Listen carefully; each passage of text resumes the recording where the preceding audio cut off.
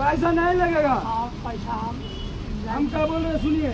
देखिए इलाज किए हैं, कुल्लू हो गया, आप थोड़ा बता रहे हैं।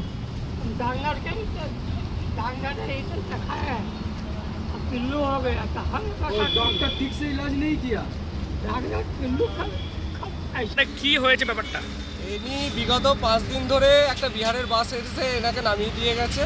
তা আমাদের চোখে 3-4 দিন ধরে পড়েছে। এনার একটা হাত পুরো আংটি বসে আঙুল খেয়ে পুরো একদম ভেতরের কঙ্কাল বেরিয়ে গেছে, হাড়গোড় আর সমানে রক্ত টপছে আর পোকা, বড় বড় পোকা পড়ছে।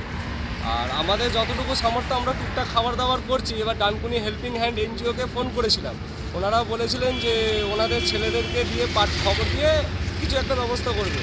তারপরে আর একজন স্বেচ্ছাসেবী সংস্থা, ওনাকেও ফোন করা হয়েছিল, আসবে আসবে বলে কেউই আসেনি। আমাদের কাছে একটাই অনুরোধ যে মানুষ থেকে যে কোনো এনজিও বা যেই হোক ওনাকে একটু রেস্কিউ করে সুস্থ করে ওনার বাড়ি ফিরিয়ে দেওয়ার ইয়ে করুন। কারণ মানুষটা এইভাবে পড়ে থাকলে মানে যেসব মানে পোকা পড়ছে রাস্তা তুলে যেভাবে পড়েছে রোগ ছড়াচ্ছে না। ডিএনএ বাংলার জন্য আমরা ডানকুনিতে গর্বিত। আমরা অনেক কিছু জানতে পারি, অনেক কিছু জিনিস জানতে পারি এবং ডিএনএ বাংলাকে আমরা অনেক ধন্যবাদ। আমাদের এই টোটো স্ট্যান্ড থেকে অনেক ধন্যবাদ। মানে এই যে ব্যক্তি আছে, আমরা তো খবর দেখিয়েছি, অনেক সময় হয়েছে কি খবর দেখে পুলিশ প্রশাসন পদক্ষেপ নিয়ে তাদেরকে সুস্থ করেছে বা কোথাও পাঠিয়েছে।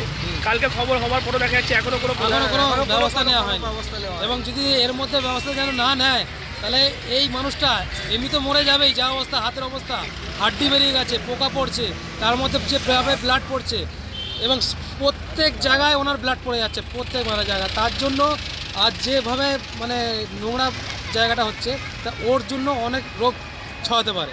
তা সেই চাইছেন এখন আমরা চাইছি প্রশাসনকে যেন ব্যবস্থা নিই যে ওর